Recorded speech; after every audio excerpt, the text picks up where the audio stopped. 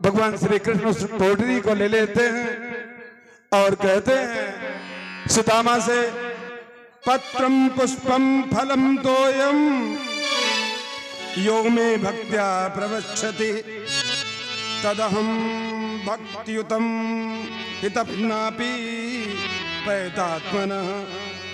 कहते हैं सुदामा, अगर किसी के पास कुछ न हो, वो भक्त मुझे फल फूल एवं पत्ता भी अगर समर्पित कर दे, यहां तक पानी भी अगर दे दे, कोई वस्तु मुझे समर्पित कर दे, मुझे उसे प्रेम से मैं स्वीकार कर लेता हूं। बोली भगवान की।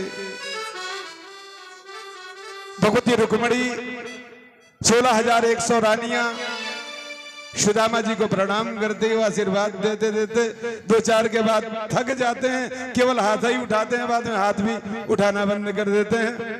और उसके बाद भगवान श्री कृष्ण उस तंदुल को प्रसाद मान करके एक मुट्ठी तंदुल का प्रयोग करते हैं। और जब ही एक मुट्ठी तंदुल का प्रयोग करते हैं, मानो उन्होंने एक लोक दे दिया। बोली भगवान की। जब ही दूसरा मुट्ठी तंदुल का पान करना चाहते हैं ना, तो रुक्मिणी मैया ने रोक दिया, कहा कि प्रभु प्रसाद अकेले नहीं पाया जाता, प्रसाद तो बांट करके पाया जाता है। हम लोगों के लिए भी प्रसाद छोड़ दें। मैं आपसे निवेदन करूं, तात्विक दृष्टिकोण से अगर हम आप विचार करें तो भगवान जिसको देता है वो चाहता है सब कुछ दे दें। जब विभीषण भगवान राम के शरण में आया तो समुद्र के जल से तिलक लगा देते हैं और कहते हैं मैंने तुम्हें लंका का राजा बना दिया। तो कुछ भक्तगण कहते हैं कि अगर रावण भी आपके शरण में चला आवे तो रावण का राज्य कहां का देंगे। भगवान राम ने कहा मैं अयोध्या का राजा बना दूंगा। अरे कहने भरत ने अगर राज्य नहीं दिया तो, अरे कहते मैं वैकुंठ का राजा बना दूंगा। बोली बालकृष्ण भगवान की। तो मेरा गोविंद ऐसा है कि जब देता है तो ये नहीं सोचता कि मेरे लिए कुछ बचेगा या नहीं बचेगा। बोली बालकृष्ण भगवान की। उसके बाद भगवान श्री कृष्ण पूछने लगते हैं, कहते हैं कि भैया जब हम लोग गुरुकुल में रहते थे तो बड़े प्रेम से रहते थे। एक बार तो गुरुवाइन ने मुझे कुछ चना दिया था और हम लोग जंगल में लकड़ी काटने गए, बिजली कड़कड़ाने लगी और कहते हैं उसी में जो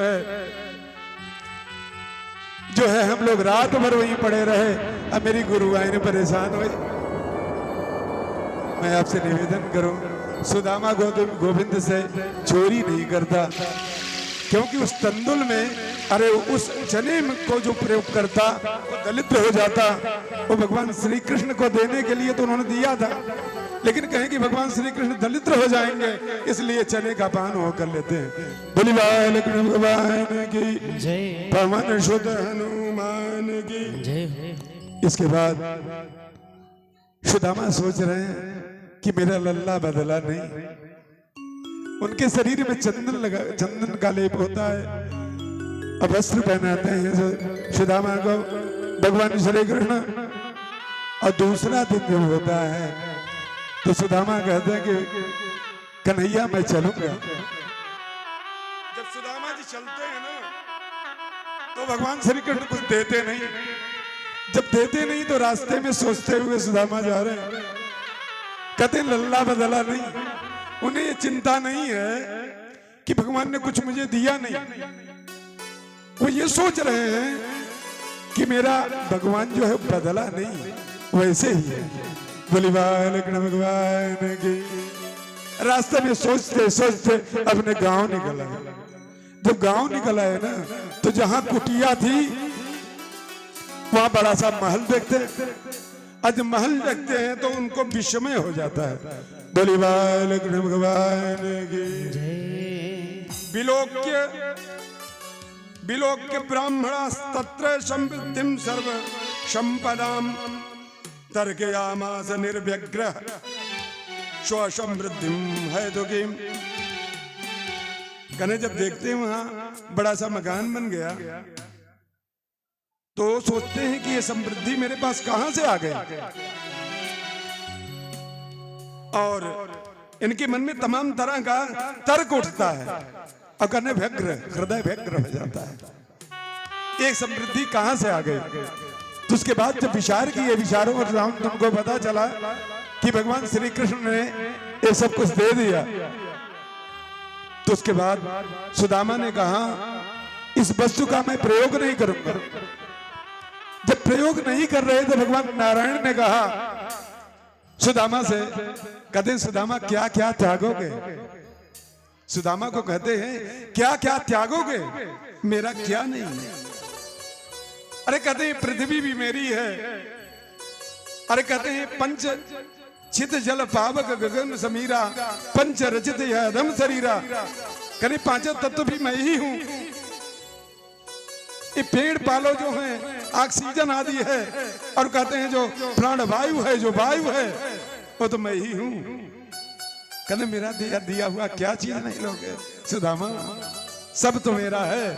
तब जाकर के उन्होंने स्वीकार किया, लेकिन उसका विलासिता में उसका प्रयोग नहीं करते, लोगों को खिलाने पिलाने में, दान करने में ही उस संपत्ति का प्रयोग करते हैं। बोलिए की पवन शुद्ध हनुमान की जय, बोलो भाई शव संतन की जय। इसके बाद बहुत ही सुंदर कथा है, आप लोग सुदामा और श्री कृष्ण के झांकी को देख करके आनंद का अनुभव कर रहे हैं। आइए कथा की धारा आगे बढ़ती है।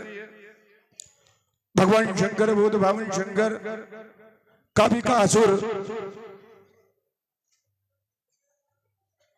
नाम का एक दैत्य था